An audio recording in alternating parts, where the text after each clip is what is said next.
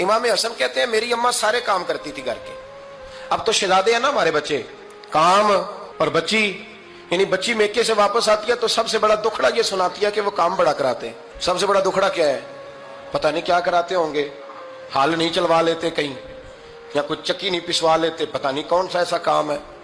اور میں, آپ ناراض نہ ہو جانا, میں بھی بیٹی کا باپ ہوں, میں بھی بہنوں کا بھائی ہوں, میں بھی اس بات کو سمجھتا ہوں, لیکن ایک بات ذہن میں رکھنا کہ یہ بات نہیں ہے کوئی کرنے والی کہ سارے بچی کے ماں باپ جمع ہو کے پہنچ جاتے ہیں ہماری بچی جی کام بڑے کرتی ہے. مثلاً کیا کرتی ہے؟ آؤ میں بتاؤں میرے مصطفیٰ کی بیٹی کیا کرتی تھی. دنیا میں کوئی اتنا غریب ہے جس کی بیٹی اتنا کام کرے کہ ہاتھوں پہ چھالے پڑ جائیں؟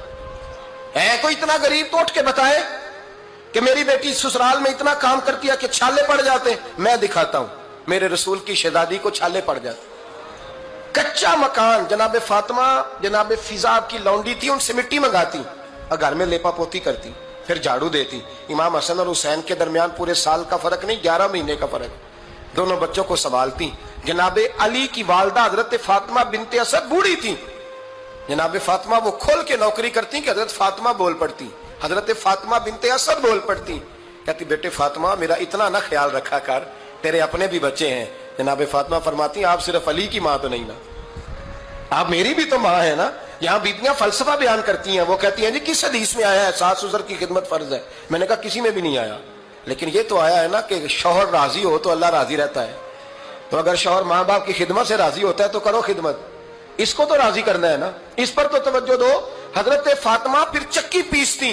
چکی چکی یہ آسان جملہ نہیں کہہ جاتے ہیں ہم, سن لیتے ہیں آپ. چکی پیس کر, جو پیس کر اس کا آٹا بنانا, پھر بچوں کے لیے کھانا پکانا. پھر ایک دن کہنے لگے علی آپ کی آمدن تھوڑی ہے, خرچے زیادہ, چرخا نہیں لا دیتے.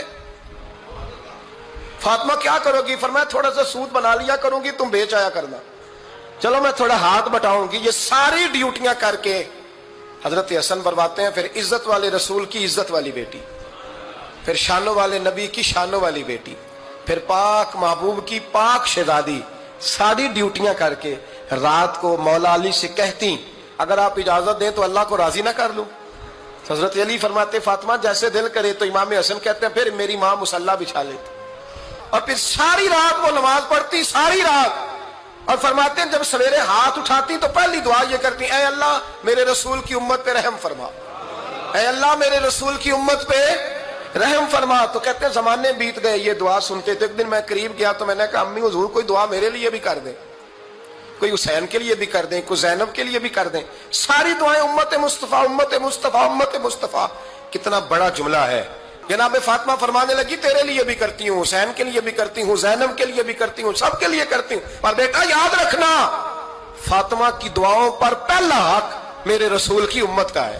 حضرت فاطمہ فرمانے لگی میری دعاؤں پر سب سے زیادہ حق میرے رسول کی امت کا ہے, تو میں یہ حق ہمیشہ ادا کرتی رہوں گی, میں انہیں دعائیں ہمیشہ دیتی رہوں گی.